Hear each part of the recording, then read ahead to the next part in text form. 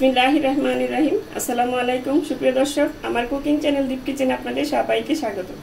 আজকে আমি করে দেখাবো ঘরে তৈরি বিস্কিট, নান খাটাই বিস্কিট। মানে অবাক লাগছে যে ঘরে তৈরি বিস্কিট, যেটা মানে কি বলে ফ্যাক্টরিতে তৈরি হয়, সেটা ঘরে তৈরি, তাও আবার চুলায় তৈরি করে দেখাবো আমি, ওভেন ছাড়াই। অনেকের ওভেন থাকে না বাসায়, সেজন্য চুলায় তৈরি করে দেখাবো তাদের সুবিধার্থে। চলুন তাহলে কথা না বাড়িয়ে রেসিপিটা শুরু করা যাক। বিস্কিটটা তৈরি করার জন্য প্রথমে আমি ডিশটা তৈরি করে নিব।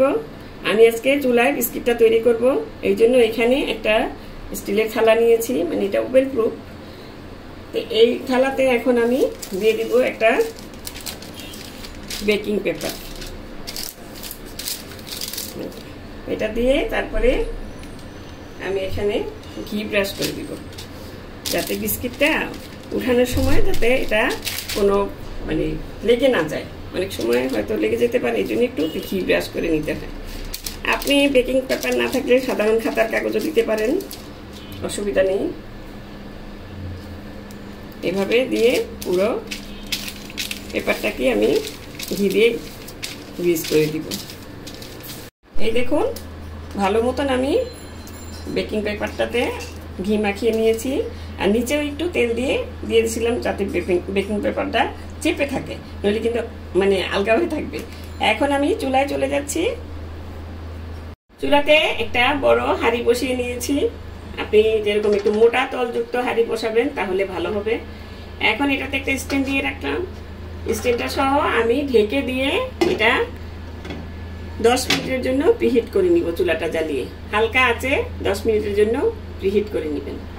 চুলার প্রিপারেশনটা করে নিলাম। এখন আমি এখানে একটা বোল নিয়ে নিয়েছি, এখানে দিয়ে দিচ্ছি খাঁটি গাওয়া ঘি।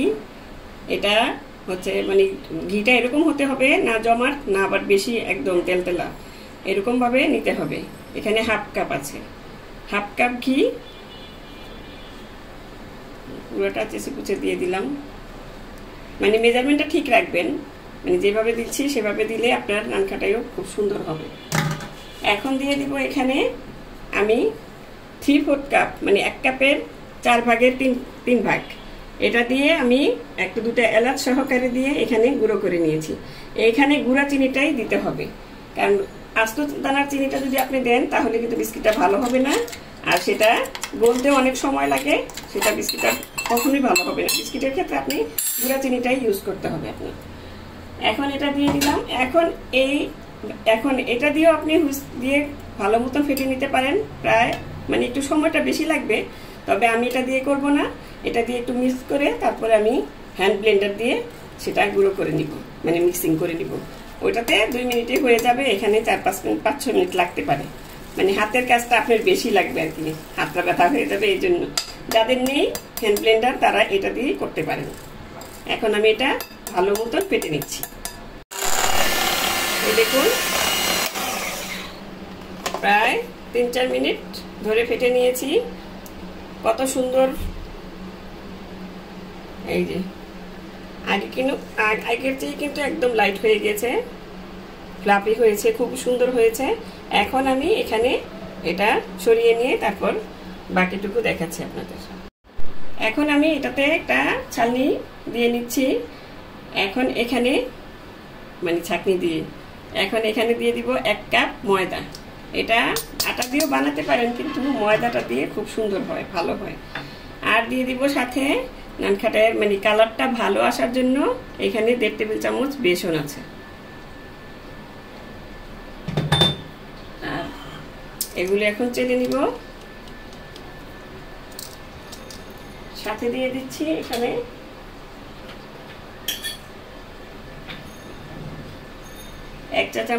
হাফ চা চামচ বেকিং পাউডার।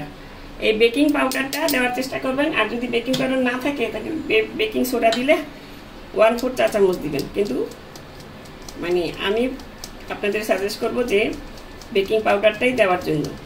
এটাতে খুব সুন্দর একটা ফ্লাফি ভাব আসবে। বেকিং সোডাটা মানে না থাকে বেকিং পাউডারটা, তাহলে দিতে চেষ্টা করবেন। আর দিব এখানে সুজি, এখানেও 1.5 টেবিল চামচ আছে। এটা নান খাটাইয়ের মানে ক্রাঞ্চি ভাবটা, ক্রিস্পি ভাবটা নিয়ে আসবে এটা। এখন আমি সবকিছু স্প্যাচুলা দিয়ে মিশিয়ে নিব প্রথমে, তারপর হাত দিয়ে এটা মেখে নিব। এখন এখানে হাত দিয়ে মাখানোর আগে আমি এখানে অল্প সামান্য 1 চিমটি লবণ দিয়ে দিব। এটা আপনি যখন চেলে নিচ্ছেন তখনই দেওয়া, মানে দিলে ভালো হয়। আমি ভুলে গিয়েছিলাম, এই জন্য দিয়ে দিলাম। এখন এটা মিষ্টি জাতীয় জিনিসকে, লবণ হবে না কিন্তু ব্যালেন্স করবে মিষ্টিটাকে। এখন এটা হাত দিয়ে আলতোভাবে মাখিয়ে নিতে হবে, মানে মিশিয়ে নিতে হবে। এখানে পানি কিংবা দুধ যদি শক্ত হয়ে যায় ডোটা কোনো ক্রমে, হয়তো ময়দার প্রকার ভেবে হতে পারে, শক্ত হয়ে গেলে এখানে কিন্তু আপনারা দুধ কিংবা পানি দিবেন না, দরকার হলে আরেকটু ঘি দিয়ে দিবেন।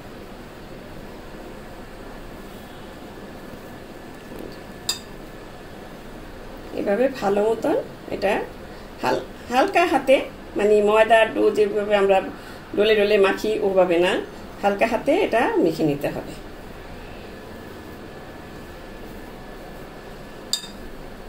এই দেখুন কি সুন্দরভাবে এটা জড়ো হয়ে গেল। এতে বোঝা গেল যে আমার সব মেজারমেন্ট ঠিক আছে। এই জন্য এটা কিন্তু ডোটা সুন্দর মতন মিশে গিয়েছে। এই দেখুন প্লেটটা কিন্তু একদম পরিষ্কার হয়ে গিয়েছে, আমার হাতটাও কিন্তু একদম ভালো মতন পরিষ্কার হয়ে যাচ্ছে। এতেই বোঝা যায় আপনার নানখাটাইয়ের মানে ডোটা একদম সুন্দর মতন পারফেক্টভাবে এটা হয়ে যাবে।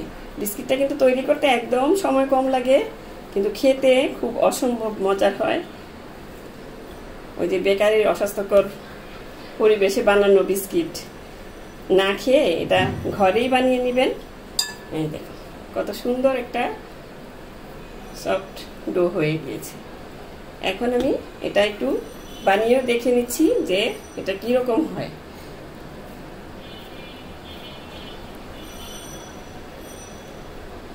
এই দেখুন সুন্দর একটা মানে সুন্দর ডো হয়ে গিয়েছে, এতেই বোঝা যায়। এই যে এভাবে এখন আমি বিস্কিটগুলো বানিয়ে নিব। হাতটা ধুয়ে তারপর একটু হাতটা তেল মেখে নিলেই হয়ে যাবে। এই যে আসলে আমি ওই সময় বলেছিলাম যে তেল মেখে নিলেই হবে। আমি একটা ভালো মতন একটা চামচ দিয়ে এটা মেপে নিব। মেপে নিতে হবে কি আপনার নানখাটাইগুলো একই পজিশনে আসবে, মানে একই সাইজের হবে। এভাবে সবগুলো মানে মেপে নেবেন, তাহলে হতেও আপনার সময়টা ভালো মতন এক সময় হয়ে যাবে। নয়তো একটু বেশি কম হলে হয়তো বেশি যেটা সেটা হতে একটু সময় লাগবে। এই জন্যই এভাবে করে নেওয়া। এভাবে আমি সবগুলো করে নিচ্ছি।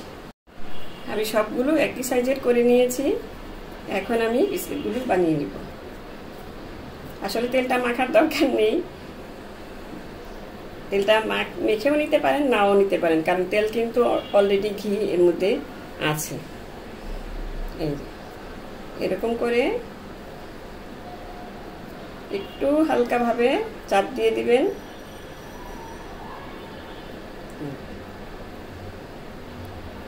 এভাবে সবগুলো আমি বানিয়ে নিব। এই দেখুন বানিয়ে বেকিং ট্রেতে, যেটা আমি ট্রেটা গ্রিস করে রেখেছিলাম সেটাতে আমি সরাসরি রেখে দিব। আর রাখার সময় আপনারা একটু ফাঁকা করে রেখে দিবেন সুন্দর মতন, যাতে একটার সাথে আরেকটা লেগে না যায়, কারণ বিস্কিটটা কিন্তু একটু ফুলবে। আর এই যে কালো কালো দেখছেন এগুলি কিন্তু ময়লা না, এটা হচ্ছে আমার একটা জিনিস মিস্টেক ভুল হয়ে গিয়েছে, যে আমি এলাচ দিয়েছিলাম, সেটা একটু মানে চিনিটা চেলে নিলেই হয়ে যেত, তাতে এগুলো থাকতো না। তাহলে অসুবিধা নাই, এলাচ তো খাওয়ার জিনিস। এই যে এভাবে একটু ফাঁকা করে রাখবেন। এভাবে একটু ফাঁকা করে রাখলে হবে কি আপনি বিস্কিটটা যখন একটু ফুলবে তখন একটার সাথে একটা লেগে যাবে না। আমি এভাবে সবগুলো বানিয়ে নিচ্ছি। এই দেখুন সবগুলো আমি বানিয়ে নিয়েছি, আর প্লেটে এভাবে একটু ফাঁকা ফাঁকা করে রেখে দিয়েছি, যাতে বিস্কিটগুলি যখন মানে চুলাতে দিব তখন একটু ফুলে যাবে, এই জন্য। এখন আমি এটা একটু দেখার সৌন্দর্যের জন্য একটা করে পেস্তা বাদাম দিয়ে দিচ্ছি। একটু দিয়ে আলতো হাতে চেপে দিবেন, তাহলে হয়ে যাবে। এটা জাস্ট দেখার সৌন্দর্যের জন্য। এখানে আপনারা সাদা তিলটাও দিতে পারেন। আবার অনেকে ডিম ব্রাশ করে দেয়, আমি আজকে দিলাম না। আপনারা ইচ্ছা করলে ডিমের হলুদ রঙটা ব্রাশ করে দিতে পারেন, এতে সুন্দর একটা কালার আসবে। তবে যেই কালারটা আমি আজকে করব সেটাই আমার কাছে ভালো লাগে, আমি সেই জন্য এটা করলাম। এখন আমি চুলায় সেই হাঁড়িটা যে বসিয়ে রেখেছিলাম সেটা 10 মিনিটের জন্য প্রিহিট করতে দিয়ে দিয়েছি। এখন চুলায় দিয়ে দিব। চুলাতে আমি হাঁড়িটা গরম করে নিয়েছি, একদম সুন্দর মতন গরম হয়ে গিয়েছে। এখন একটু কমিয়ে দিব চুলাটা, আমি কমিয়ে দিয়ে এই সাবধানে এটা বসিয়ে দিব। এটা সাইজে বড় তো এই জন্য একটু দিতে অসুবিধা হচ্ছে আমার, এই জন্যই ছেড়ে দিলাম। এখন এটা ঢেকে দিয়ে আর ঢাকনায় এই যে ছিদ্রটা আছে এটা টিস্যু পেপার দিয়ে বন্ধ করে দিয়েছি। এখন এটা একদম লো আঁচের চেয়ে একটু বেশি দিয়ে আমি রেখে দিব প্রায় 20 থেকে 25 মিনিট। এর মাঝখানে একটু দেখতে পারবেন 25 মিনিট 20 মিনিট পরে যদি দেখেন যে হয়নি তাহলে আরো 5 মিনিট বেক করে নিতে পারেন। চলে ফিরে আসছি 25 মিনিট পর।